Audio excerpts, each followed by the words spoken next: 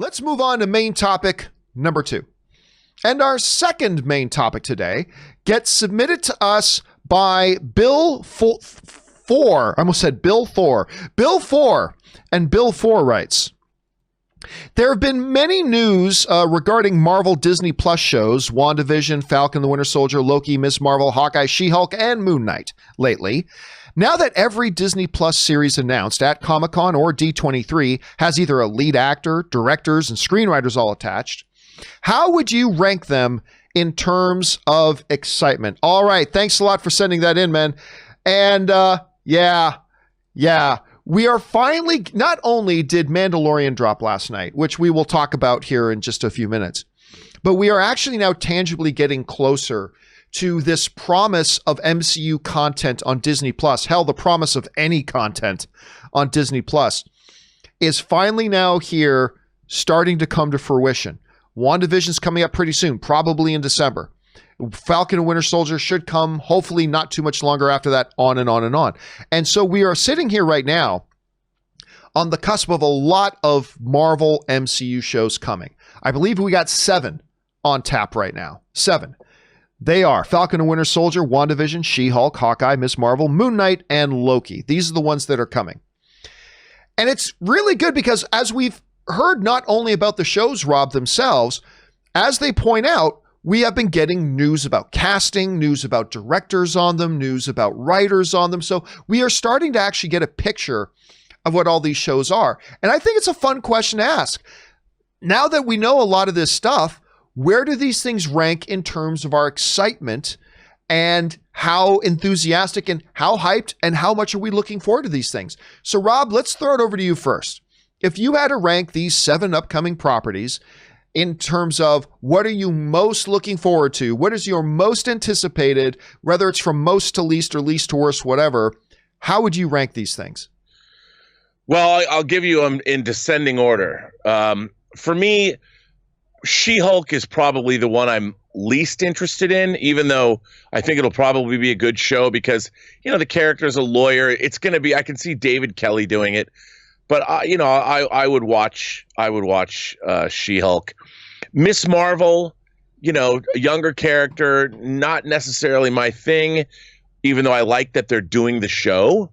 It's just, is it going to be a Buffy-esque series, high school set? I don't know. I don't really know much about it. I think the next one would probably be Hawkeye. And I feel bad saying that because I like Hawkeye, but again, I don't know much about it. Again, is it going to be with his daughter? And then after Hawkeye, I'd probably go Loki, even though I love Loki. We've seen a lot of Loki. And then the next would be Falcon and Winter Soldier, even though I want to see it. Again, we've seen Falcon and Winter Soldier. Number 2 would be WandaVision, because I think it's going to be bananas, and I cannot wait. I cannot wait. I don't know what it means for the MCU. And John, it probably comes as no surprise to anyone. There's not. I think you got them all, didn't you? Is there still another one left? Oh no, John! Come on now. There is one more. There's one more. My main man is coming. You can't really see it because it's reflecting the screen, but you catch my drift. I cannot wait. The Fist of Khonshu's coming, and I cannot wait, John. But the question that I have for Moon Knight is, there's many different iterations of this character, and basically he's gone crazy. The character that I grew up with in the early 80s was basically a Batman clone. I'll admit it, but with a film noir bent. Not that Batman wasn't always kind of film noir, but Moon Knight sort of embraced that. There was a romance to Moon Knight that I don't think Batman had, and I really liked that early iteration that Doug Mensch and Bill Sienkiewicz did of the character. I don't know if they're going to go that route, or they might just embrace the crazy of later Moon Knight. I don't care. I just want to see Moon Knight. I want to know how they're going to depict his costume on camera. That's mostly, how do you, a guy in all white? How do you do that? What's his dry cleaning bill? I don't know. That's actually a good question. How do you think, how how much do you think the on-screen costume of Moon Knight is going to be similar?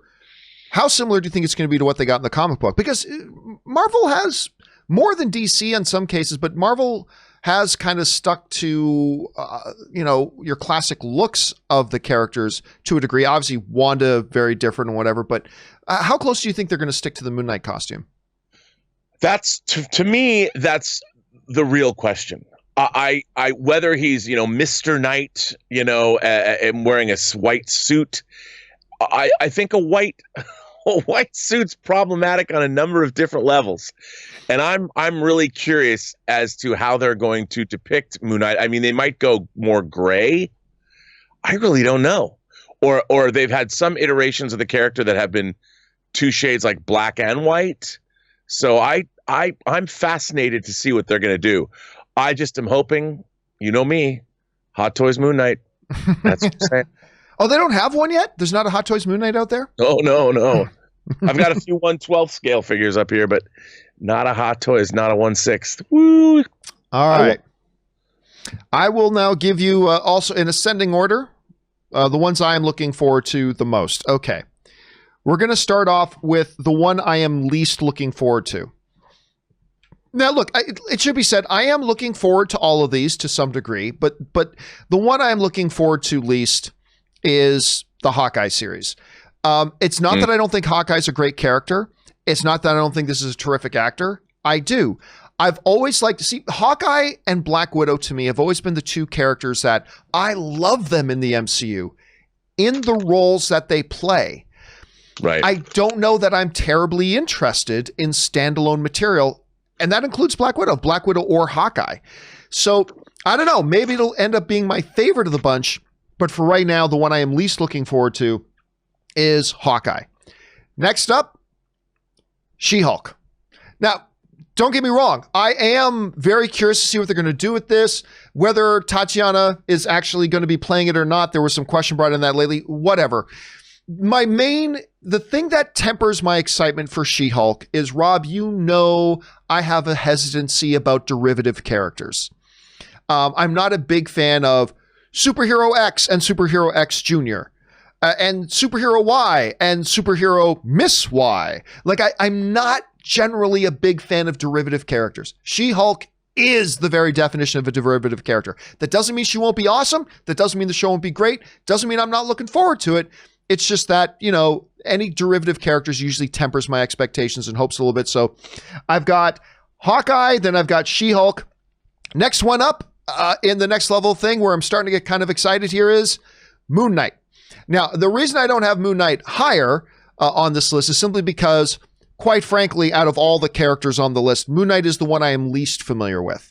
Like, I've read a little bit of Moon Knight, Rob, but nowhere near the amount of Moon Knight that you have or anything like that. But still a fascinating character. Not the traditional one, but still, I'm looking forward to Moon Knight more than I am Hawkeye or She-Hulk. All right, next one up. I was so surprised when they announced, yet so excited, that they were doing Ms. Marvel. I really first became aware of this character of Kamala Khan because my wife, shortly after they released the first issues, my wife picked them up and really just loved the take on the character. Rob, I often talk about how the MCU, one of the reasons the MCU stays so relevant and so fresh is because their movies change gears.